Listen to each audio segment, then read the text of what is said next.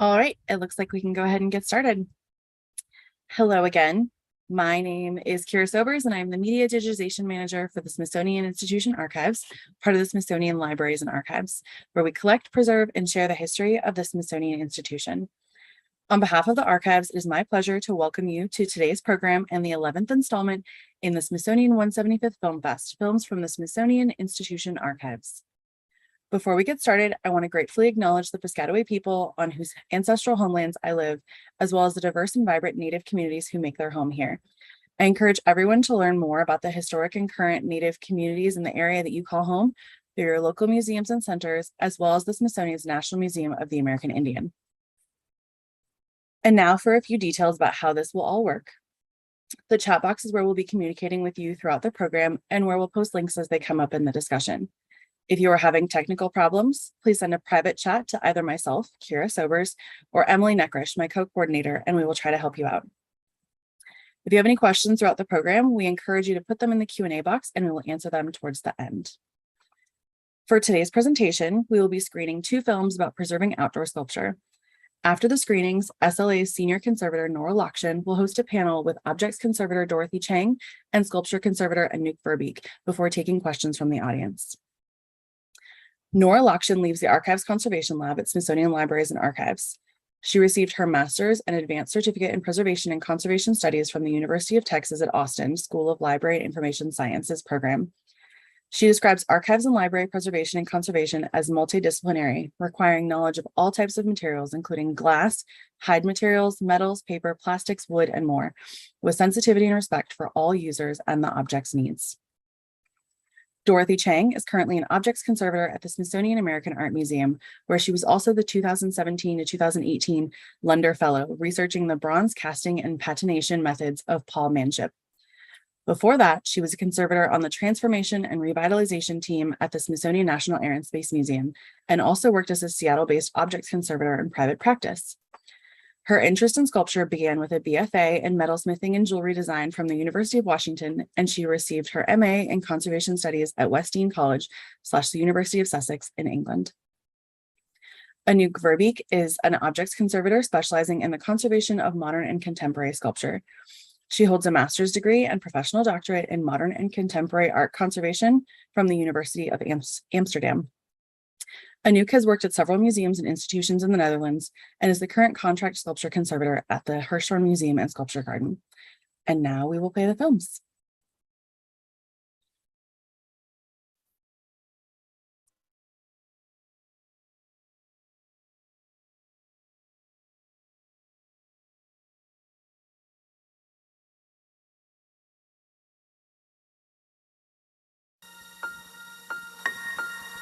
It's an American tradition to grace our villages, our towns, our cities with sculpture. We raise monuments to declare our hopes and values, to share our creativity and ingenuity, to honor the past and imagine the future. And yet, time and progress, nature and vandals all take their toll. A sculpture raised a century ago on a quiet village green is now rocked by city traffic. Even our new sculptures can be bruised by modern life. A movement is underway to save our heritage, to save America's treasures, to save outdoor sculpture.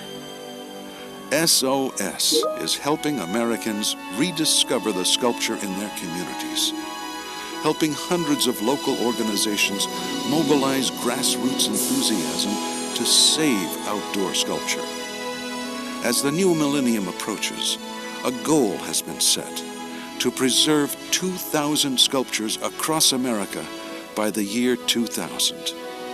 SOS 2000, a call for every American to demonstrate that our most cherished values are alive and well. The spirit is there, the money can be raised, and SOS can help. With awards to help communities preserve their sculpture, with technical assistance, and referrals to qualified, skilled professionals. It can happen. 2,000 sculptures saved, preserved, renewed, in time to celebrate the millennium. It's American volunteerism at its very best. Citizens improving their communities with local effort, local money, local organizations. SOS 2000 is an historic opportunity. Join with Heritage Preservation and the Smithsonian's National Museum of American Art to save outdoor sculpture, to honor the generations who made us what we are, and to inspire the generations who will make us what we hope to be.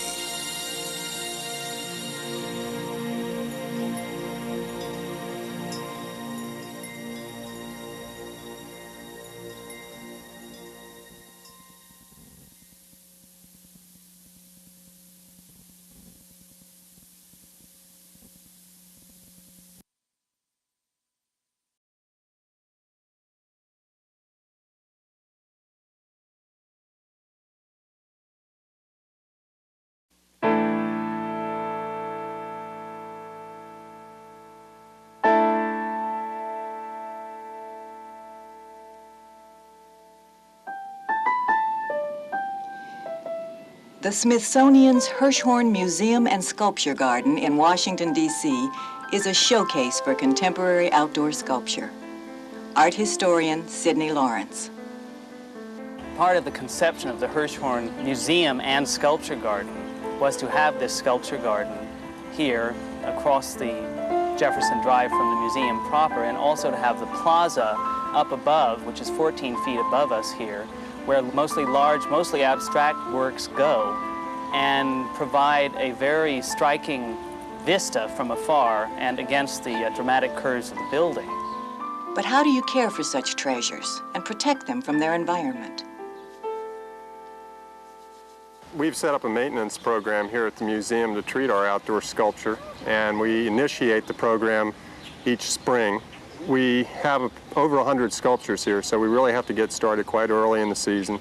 And this continues through until late fall in some cases. Lee Axe, sculpture conservator at the Hirschhorn, is charged with this task. We have, for the most part, patinated bronzes in our collection. However, we do have painted sculpture. We have polished bronzes. We have steel pieces, and all these pieces require different types of coatings. Treatment can vary depending on material, climate, the approach of the conservator, and the resources available. Here at the Hirschhorn Museum, we've developed our own particular program for treating our various sculptures. As I've mentioned, the bulk of it is a re-waxing or a fresh wax application, which serves as a barrier and seals our sculpture surfaces against the weather and whatnot. This certainly does not in any way indicate that this is the only way in which outdoor sculpture can be treated, and I'm sure that various museums across the country handle their particular gardens in their own manner. Other treatments include coating the pieces with a clear lacquer containing corrosion inhibitors. This tends to last longer than the wax coatings, but is more difficult to apply and remove. Museums should be aware that different coatings also may create different surface appearances on their pieces. What are some of the reasons that the Hirschhorn's conservators rely on wax?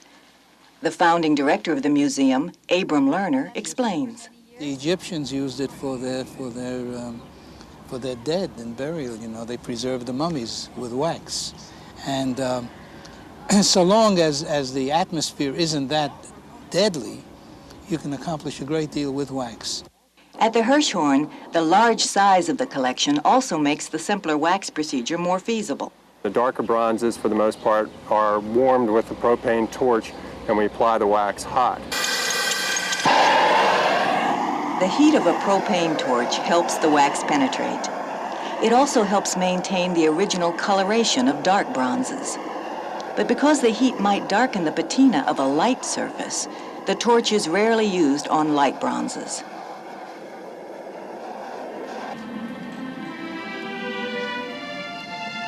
This is Nymph by Aristide Mayol. As the first step in treatment, Lee Axe and his assistant, Dan Murray, will wash off surface dirt and deposits with a hose and water, then with a mild detergent in water. The detergent should contain no acid, soap, abrasives, or caustics. The brushes they use have soft, natural bristles that won't scratch the delicate surface. Before treatment, areas of surface discoloration show clearly on her shoulder. Fortunately, there is no pitting on this bronze, because once a bronze begins to pit, only extreme measures will bring back the original beauty of the piece. Working with soft cotton diaper cloths, Lee and Dan dry the bronze.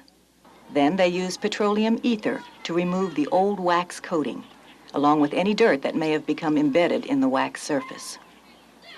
Because fumes from the chemical can be irritating, special respirators are needed. Rubber gloves are also important protection. Now the propane torch will be used to warm the bronze. In moderate or warm climates, such as Washington, the heat of the summer sun enhances the penetration of the wax, making summer months the ideal time for waxing. While using the torch, Lee Axe touches the surface of the sculpture periodically to make sure it is not becoming too hot. If it did, the wax could burn or even burst into flames. The wax itself here is a paste wax, which has been tinted brown with powdered pigment. This coloring in the wax will help to enhance the lustrous dark brown patina of the piece. Waxes containing silicone, such as car wax, should be avoided. Might give that an extra little shot of wax because that's taken most of the beating. Yeah, from the weather and stuff on those upper flat surfaces. The final step in treatment of this bronze is buffing, usually done the next day, to allow the surface to cool and the wax to harden.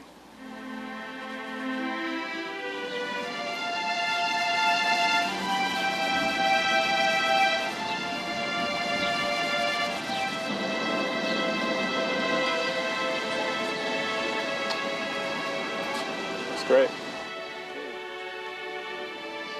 Now the nymph is ready for another season. The beauty of the surface patina restored and given as well some essential protection from natural elements. Along with bronzes, stone sculpture presents problems in an outdoor setting. Sometimes abrupt changes in temperature can cause stone to crack. In addition, if moisture penetrates a porous surface and is allowed to freeze, it will expand, destroying the structure of the stone. Stone really, in effect, is not one of the better materials to work out of doors. More preferably materials such as steel, stainless steels, fiberglass. These are really more contemporary materials which I think hold up better outdoors, but certainly stone in certain settings, certain protected environments, can go outdoors. Of all stone, granite is the most suitable for outdoor use. This granite piece, titled Construction, is by Swiss sculptor Max Bill. Like the bronze pieces, it is first hosed off. Next, it is washed with detergent and water.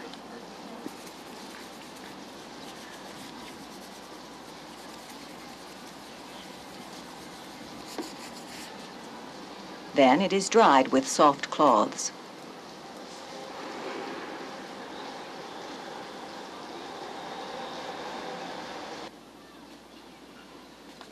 The piece is now ready to be waxed.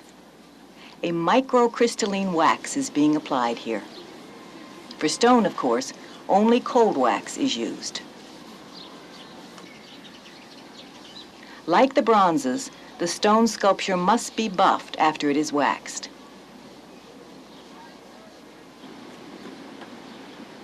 Before applying a coating to any material, conservators must make certain the surface is free of accumulated matter, which might contaminate the coating. To protect mild and Corten steel pieces, the Hirschhorn's conservators use oil. The oil is brushed on at least once and sometimes twice a year. Here, Lee Axe applies a specially formulated oil to the sculpture entitled Africa by Isaac Witkin. We have a rather wide-ranging environment here in terms of the weather, and this certainly plays havoc with our materials. We have extremely hot, humid summers here. The humidity keeps a constant level of moisture, which is one of the major ingredients that leads to the production of corrosion of our bronzes and, of course, our steel pieces. The oil used here will help to seal and protect the surfaces against corrosion. Brushing technique is important. The oil should be brushed out evenly so that it doesn't drip. The brushes being used are good quality paint brushes. The oil is mostly linseed oil, with special dryers added so that it dries within hours. If you see any little bristles from the brushes come off, Dan, just sort of pick them out. So they're starting to come out a little bit on this brush. Well, these brushes.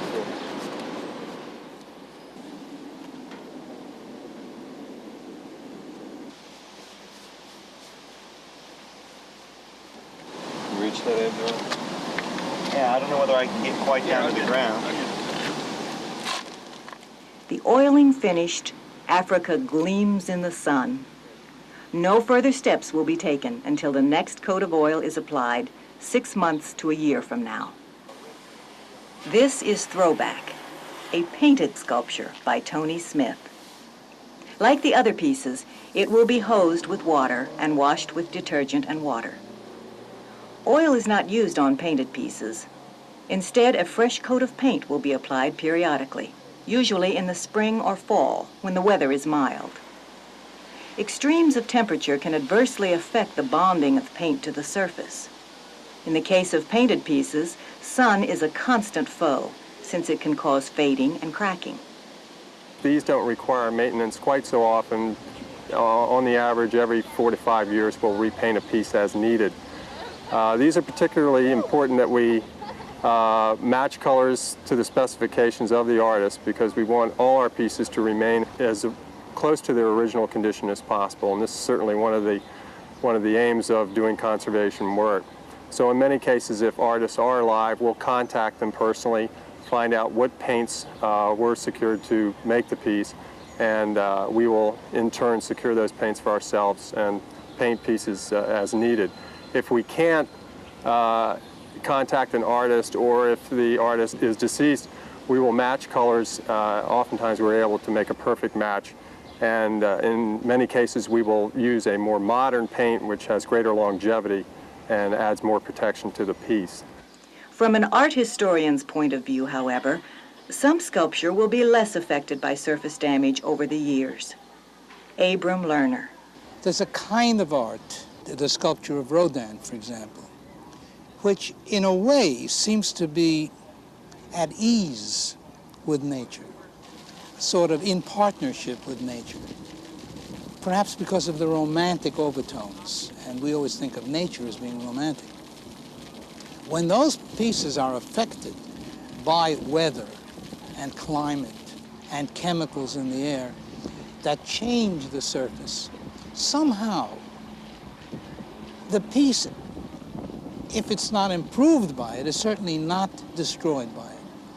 Whereas classical sculpture, a highly finished or very abstract sculpture, which depends to a great degree on the smoothness or finish or impersonality of the material, cannot abide nature or anyone else fooling with it. And the moment that happens, the piece begins to look scruffy and unhappy. Gardens in large metropolitan areas like Washington are subject to damage from pollution in the air. Primarily, it's the chemicals that are produced by the exhausts from automobiles and the acid in the rain. There's a tremendous amount of sulfuric acid in the air, and when the rain comes, it even worsens this. Instead of washing it, it just loads the pieces with chemicals, with destructive chemicals, and that's really the problem. Most of the pieces that we have here in the garden were intended to be outdoor pieces. We do have more intimate pieces which could go both indoors or outdoors. And certainly because of this, the maintenance program is extremely important. Because of these delicate pieces, they have to be kept very protected against the elements in case they do go back in again. Some pieces in the Hirschhorn's garden have special problems. Foliage on some of our pieces that are wall mounted near ivy and this sort of plant growth has to be kept cut back, again, because as the plants die, certainly any of this deteriorating material could affect the surface of any sculpture in the garden. Grass should also be kept trimmed around outdoor sculpture, especially when the piece does not rest on a base. Some of our sculptures are havens for birds, and we have become aware that nesting has occurred. And although it's kind of heart-wrenching to have to remove these nests, it's really important that we eliminate this problem. Corrosion, whether caused by birds, foliage, weather, or acid rain, is a constant threat to outdoor sculpture. But whatever the challenges, whatever the care involved, a sculpture garden can be a very special kind of museum where art and nature blend. Sidney Lawrence of the Hirschhorn staff has studied sculpture gardens throughout the world. Philip Johnson used the term roofless room, which is a very good term to think of. 20th century sculpture needs a place in which to be seen. The city parks and plazas, where we often see it, it's not the same. It's not separate. It's not this haven for art viewing that the sculpture garden has made. And no matter how you design it or present it, it does have the possibility of being a unique and wonderful place.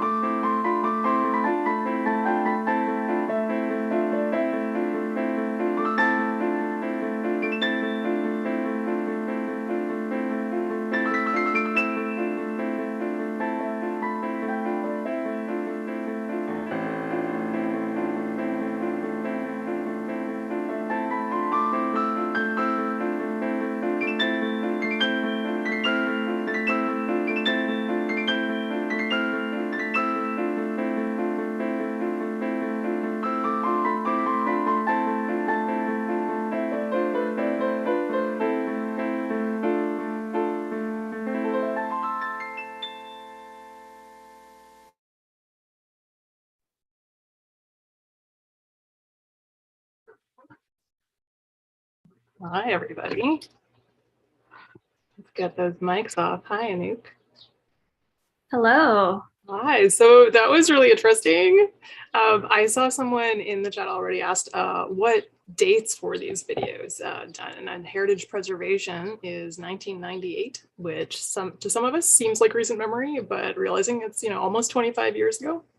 And the context for that program, you realize they're talking about 100+ years of environmental damage, exterior damage, and exposure to works that had been around for at least a century that perhaps had fallen to benign neglect or various stresses of urban and non-urban living. And then the Hirschhorn film, I believe, is a little later. I think it's in for a little earlier. It's a little 1989. Am I right? Did I get that right? I did get them backwards. 98 for heritage preservation and 89 possibly for Hirschhorn, but they'll answer that in the chat if I don't have it right. So there is a lot to talk about with regard to what we saw in the first film, and we're going to go in order. Shorter film, maybe we have more to talk about, but maybe we have as much to talk about for each of them. So I'm fascinated, you guys. The program Heritage Preservation, and specifically Save Outdoor Sculpture, really advertised an opportunity for communities locally to get involved and take part in preserving art, public art with diverse subjects and contexts. And you both have different backgrounds coming into object conservation. I'm just wondering how these programs, if you heard of Heritage Preservation or Save Outdoor Sculpture, impacted your career in some way. Yeah. Should I start, Dorothy? Yeah, go ahead. Yeah. So for me, obviously growing up and having been trained in Europe outside of America, I had very little familiarity with these programs. And I've, this has obviously given me a little time to read more into it. I think indirectly it has affected me and my career because of all this groundwork that has been laid for how we approach our job now. Obviously, the documentation of these public works of art is incredibly important. And I find in my daily job how often I run into the need for documentation and how incredibly grateful I am when I do find good documentation. So I think that's that for me. And how about you, Dorothy? Yeah, so I also trained in England, even though I am from the US. But during grad school, I had I kind of specialized in conservation of metalwork. So of course, outdoor sculpture, monuments came up constantly. And so one of the books that, was really useful in kind of providing baseline knowledge about the maintenance and care of outdoor sculpture was, I believe I did write it down, the Glenn Wharton and Virginia Noday's Guide to Maintenance of Outdoor Sculpture, which I believe was produced in connection with SOS, the program. So yeah, that was an incredibly important book to me when I was studying conservation. And I think, yeah, just like Anouk said, documentation is such an important part of our profession. And the fact that there is documentation for some of these sculptures, which still live in the Inventory of American Art, I think is really great, in case, just to establish like a baseline for the condition, so that, we can monitor, we can kind of see how things have changed in terms of condition. That's great. So for folks out there in the audience who might not know what we're talking about, what do you, like, if you can really briefly say, what does documentation consist of? Okay, so documentation really involves, taking a really close look at an object, a painting, whatever you're evaluating.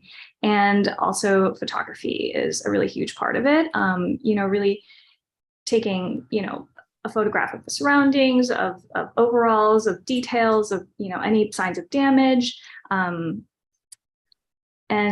now there's, of course, like other ways to document, like 3D scanning, which is not as accessible as, somebody with pen and paper and a camera.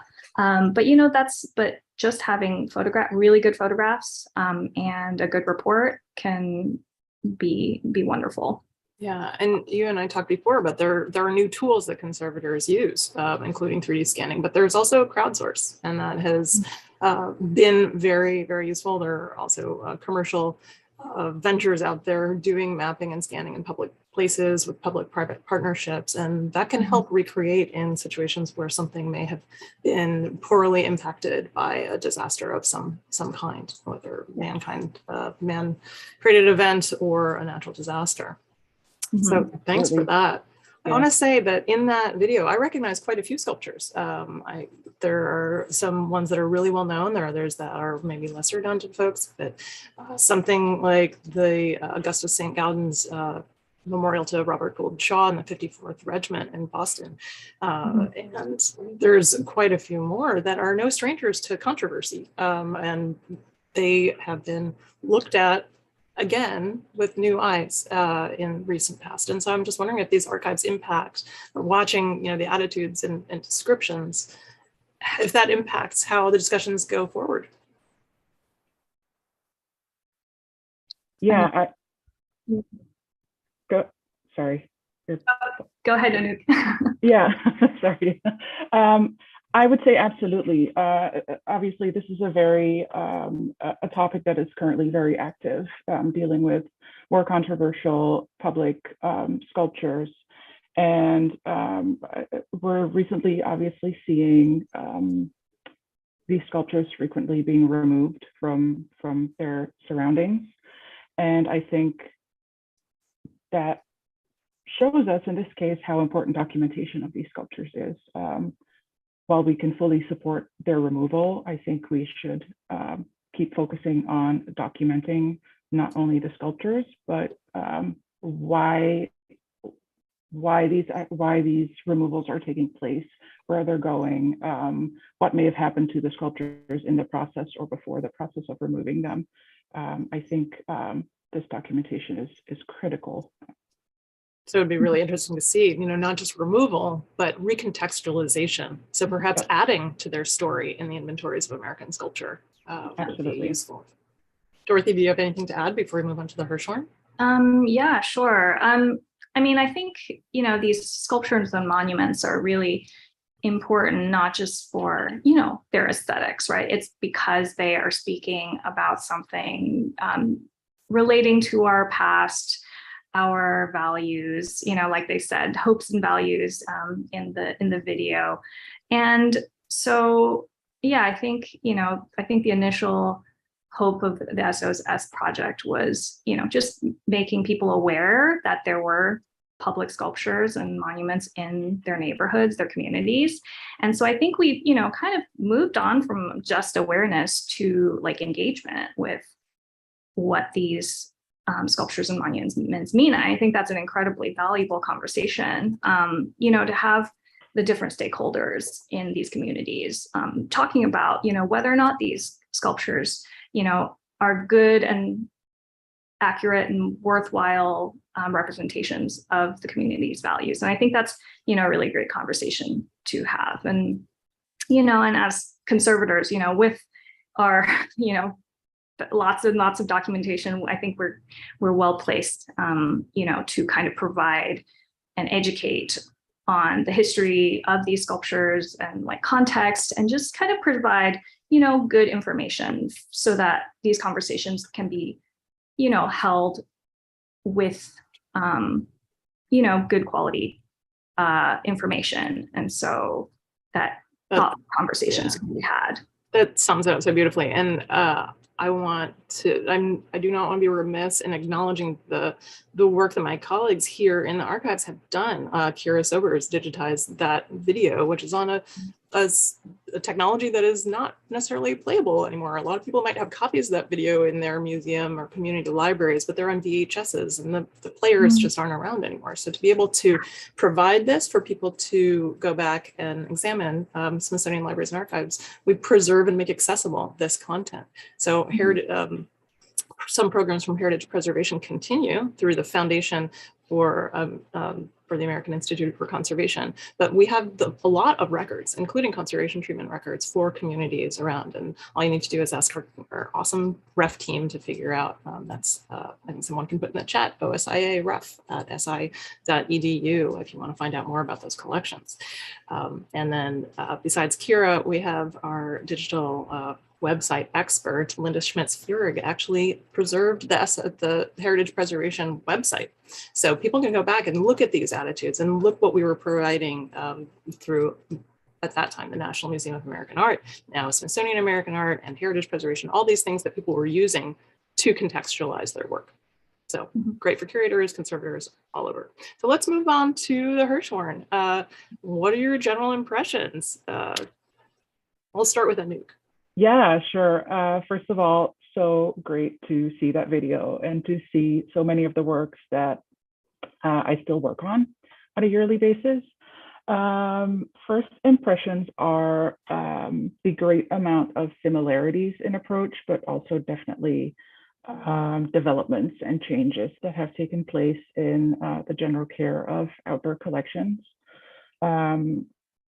One thing that immediately jumped out for me was how it feels like we're a little more hands-off, especially when it comes to works that are non-bronze. So works of art that are made of stone, works of art that are made of steel, or you know, any other kind of alloy.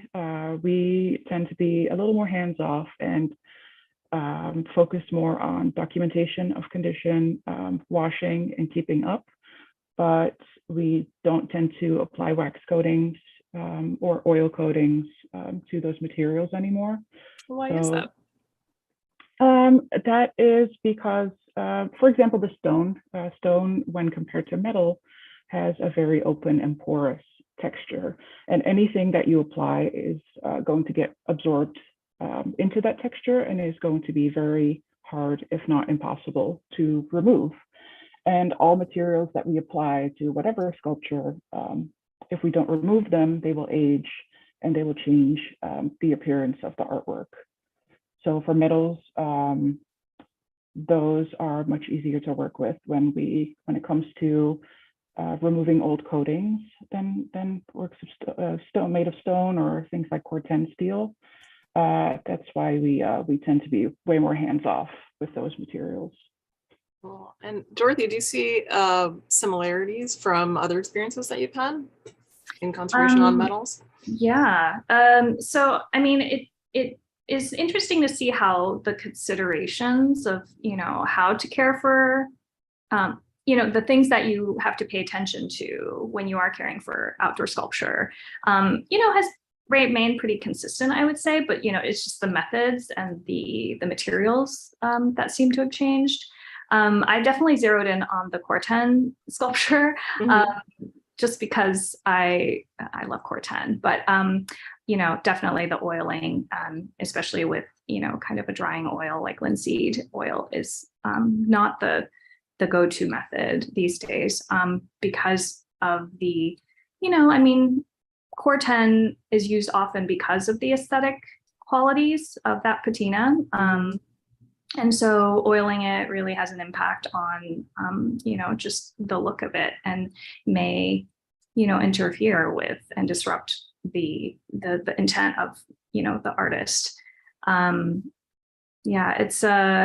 But I was also a little concerned about some of the lack of, like respirators and PPE, just for the safety of the conservators working in the videos. I really wanted to just put some gloves on them.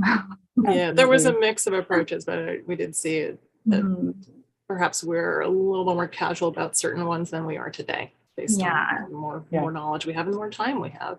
We're just more careful when dealing with, these materials that can contain, quite dangerous substances to our health. Right, and not just when it comes to what we apply, but also thinking about when we wash off bird guano. Like that's something that as conservators we should be aware of, and we should avoid direct contact with. So personal protection has definitely developed quite dramatically in that sense too. And I will say we have I'm sorry, go ahead, Dorothy. Oh no, well, this is kind of a little bit going off topic, but another thing I was noticing is that there wasn't much discussion in the video about kind of visitor interaction and the impact of visitor interaction and, interaction of the public with the artworks and, what kind of impact that can have. And maybe that's less of an issue in, a sculpture garden, in a museum collection. I don't know if that's true. I know you could probably speak to that better. I would say it's actually the opposite. It's very much an issue, and I think it is one of the main things that when I do my annual maintenance in the garden, it's definitely one of the main things that I come across. When visitors touch artworks, whether indoor or outdoor, they leave acids and grease and dirt that's in our fingers and on our hands on the surface of the sculpture, and those will interact with the metal and they can etch in and create issues that way. We also see many people climbing onto outdoor sculptures and scratching surfaces, and that's obviously also problematic. And I think it sort of leads to a greater question of how are outdoor collections seen, especially when compared to collections that are indoor. When you go to a museum, there's this certain behavior that's expected of you to not touch an artwork, and you kind of know that you're not expected to, or if you don't, then you're told or asked not to interact.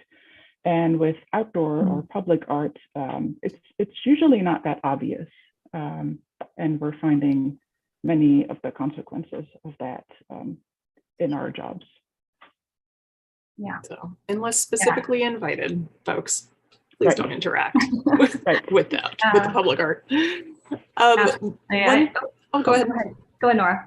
Well, I wanted to round this up and move to our last question, which is, there is a common thread that I noticed between both videos, and that is the demographics of who we're seeing talking about sculpture and working on sculpture. And I wonder if you might want to talk about that for a second. How has that changed?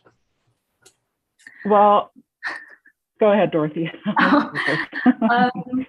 Well, it does. I mean, conservation as a field on the whole is, has become very, there are a lot of women in this field, which is great. And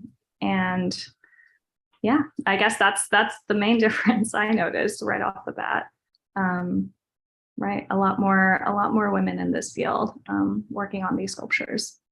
Right, I think we're slowly, besides the shift from it being a male-dominated field to a female-dominated field, I guess we can say, we're also slowly but gradually seeing more diversification in general. I think conservation historically is a very white field.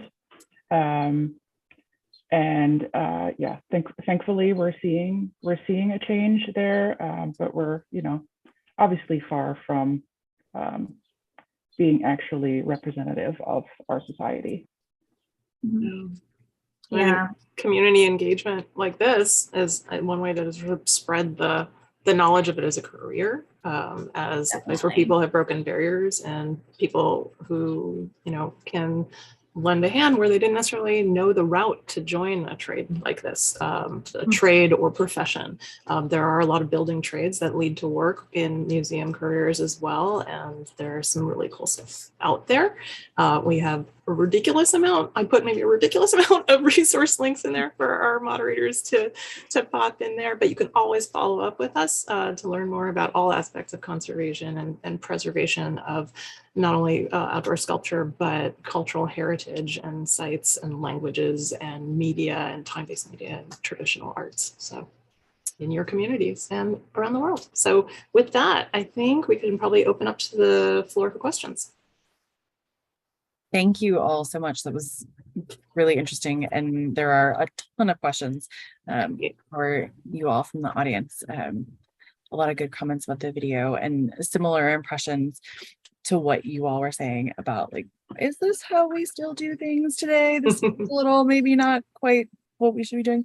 So it was good to hear that, some things have changed and some things haven't. Another question or theme that kind of came up was, it's been noted by a couple of people in the audience, and Anouk, you noticed it as well, that some of the objects in the video are no longer on display by the Hirschhorn. Are they still owned by the Hirschhorn? And if so, where are they stored when they're not out in the sculpture garden? Absolutely, great question. Yes, they are all still in the Hirschhorn's collection. We have a large collection of outdoor sculptures, and unfortunately not enough space to always show everything. So when artworks are not on display, they are at our offsite storage location in Maryland, where obviously we have a very large space because many of these works are very large in scale. So yeah, they sit in a controlled environment at an offsite storage, waiting for their chance to return.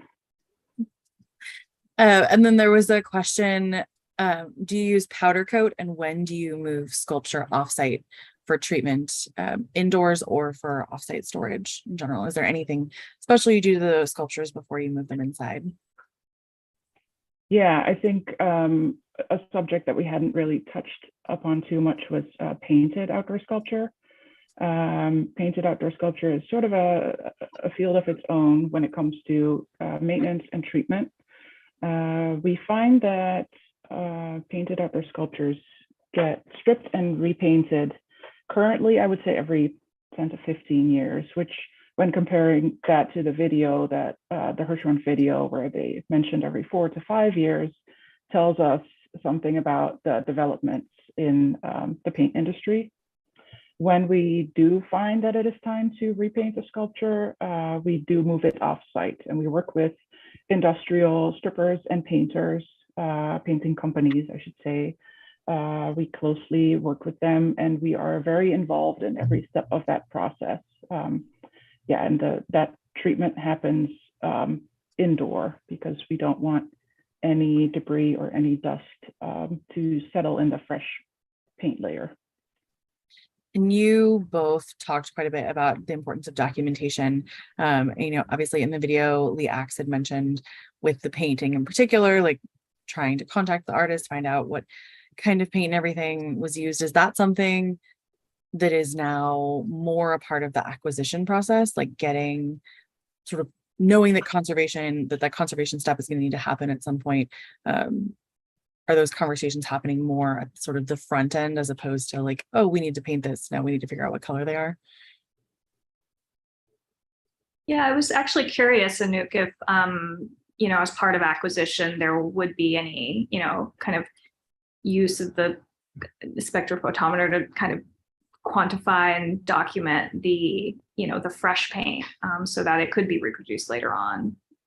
Absolutely. And actually, I try to take it a step farther back even, which is when we acquire a new painted work of art, I reach out to either the artist estate, or the fabricator to get as much information about the paint, the exact color specs as possible.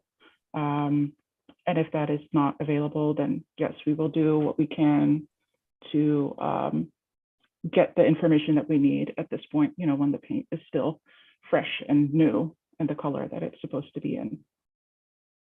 That's really interesting.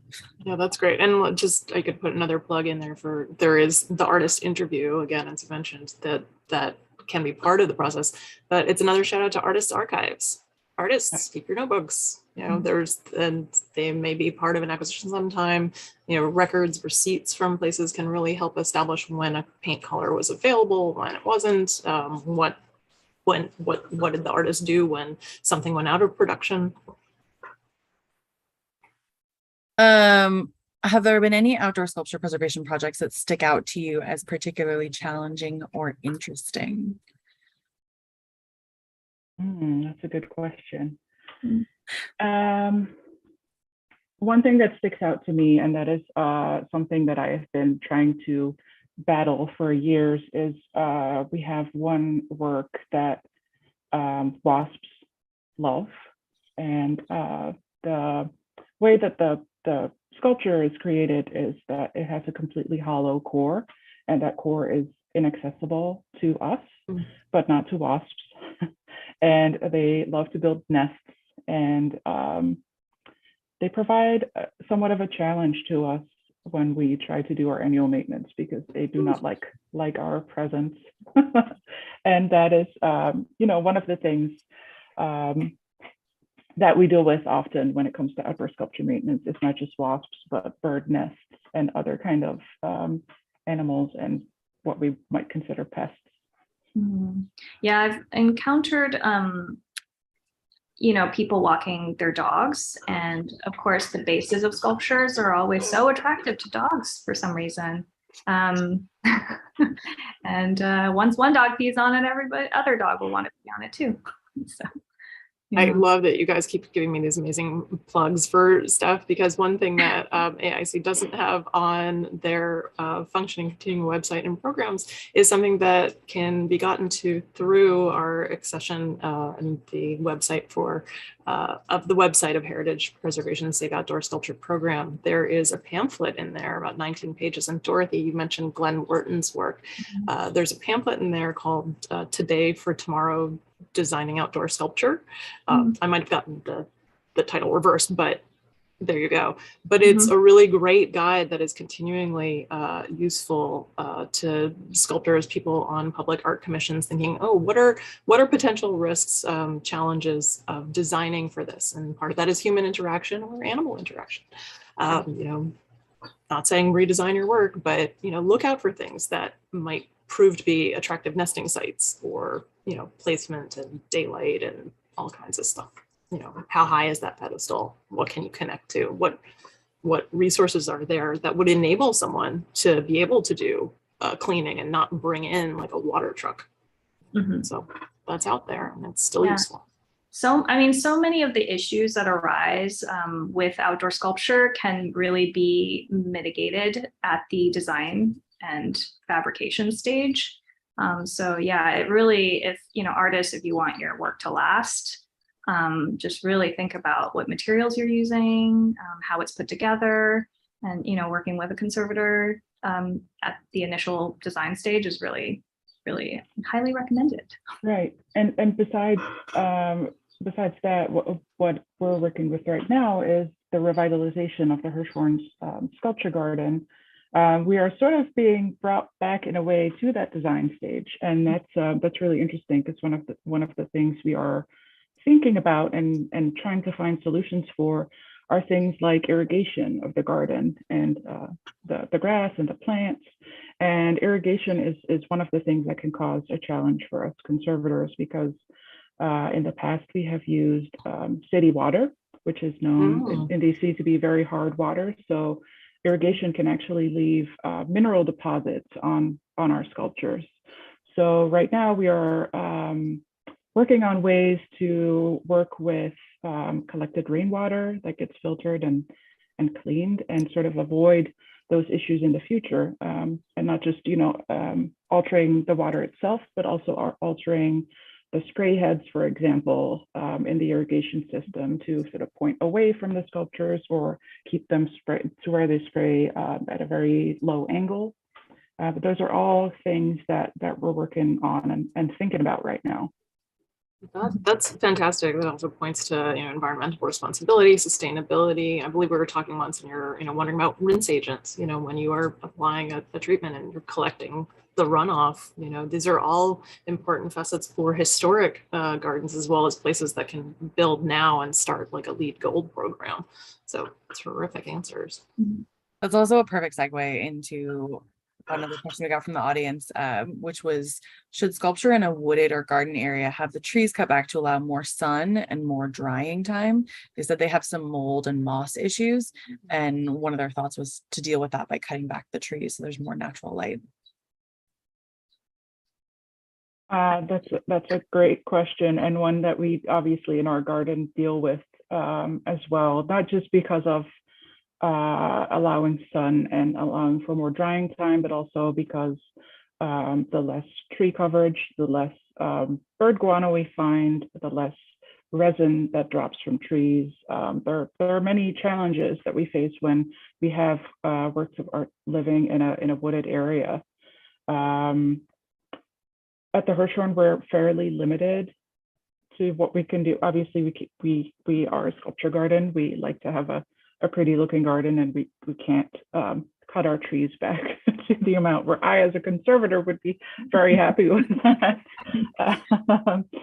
But I would say, yes, in general, less tree coverage can benefit outdoor sculptures.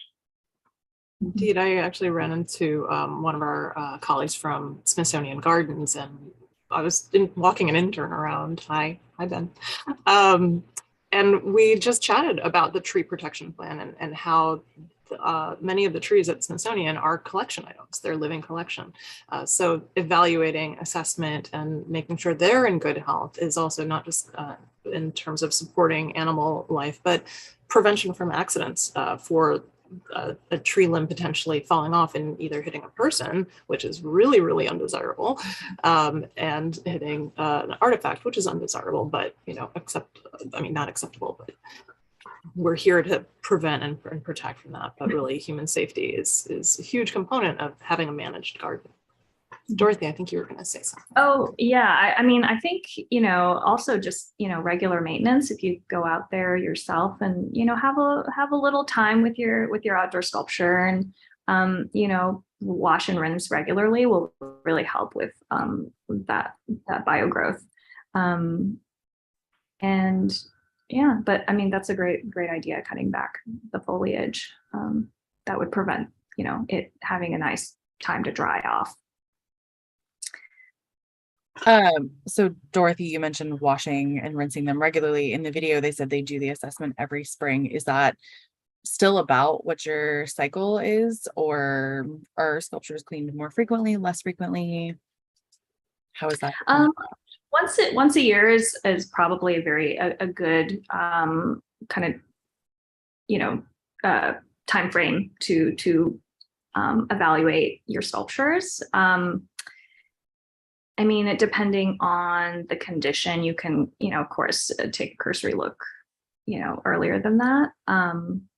But yeah, once a year is pretty good.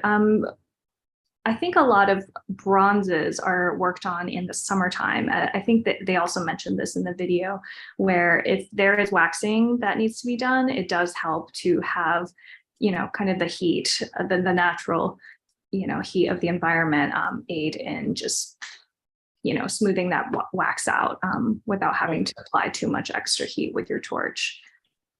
The natural heat from the sun also helps when we do wax removal, because removing old coatings is made a lot easier when there's a little bit of heat involved without, wanting to use a torch per se.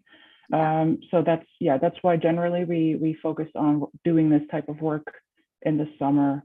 As far as washing goes, I think aiming for once a year is a good minimum, but it can't hurt to wash more frequently. For us, it's simply a matter of not having staff capacity to do more frequent washing of our outdoor sculptures, although I try to. Sometimes I just do a little tour around the garden with a bucket and a sponge and remove some of the bird guano, and you do what you can. But yeah, I think there's a desire to do more frequent maintenance, but it's just simply not always possible. Yeah, I think things like bird guano, like urine, things like that, you would actually want to go in very soon after you notice it to remove it, because those things are very acidic, very very corrosive to, I'm just talking about metals, but of course it's not great for other materials either. So yeah, if you notice that, and in biogrowth as well, because once the roots systems start getting into your stone, then you're going to have to work a lot harder. It's easier to just knock it back when you first start noticing it. Absolutely. And how about disaster preparedness? I know there are some large sculptures that are, generally they're considered immovable objects. Like you have to get a crane a lot of times, loaders. But I know at least the And Now What sculpture, I believe when we know there's going to be a risk of high winds, hurricane preparedness, there's a certain amount of stabilizing or dismantling that might happen in order to prepare from it becoming a movable object. Is there anything else people need to look out for? We do that same thing. We tend to, when there's a chance of severe weather, we tend to secure some of our sculptures. The Marc de Souvreau work is a great example, especially since that has an already moving element, which we don't want to move to the extent where we can't control it anymore, so that gets tied down. Another thing that we have dealt with in our sculpture garden is flooding, especially of the lower area of the garden. And there's not always much that you can do besides maintenance of your drainage system that you can do to prevent that. But a quick response is critical in those cases. Yeah, and I know that it's also looking at large temperature fluctuations in which freeze thaw cycles can really damage stone monuments and sculptures. It's one of the things that you can do is basically cover them and provide layers of an enclosure for them, so that the fluctuation of the temperature isn't so great, wouldn't cause freezing of moisture on the surface, causing cracks. So yeah, I can't speak to the tying down sculptures, but I have read that is a good thing to do. So well, thank you so much. I think we've come to time and the end of our program. Kira agrees. Do you have any follow-up that you would like to Thank add? you all so much. This was incredibly interesting.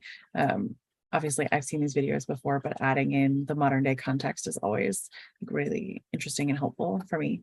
So thank you all for participating. And we hope to see everyone next month for our next Film Fest program. Thank you so much, our guests and our hosts and enablers. Thank you so much, Kira and Emily. Thanks, everybody out there. Thank you, everyone. Bye.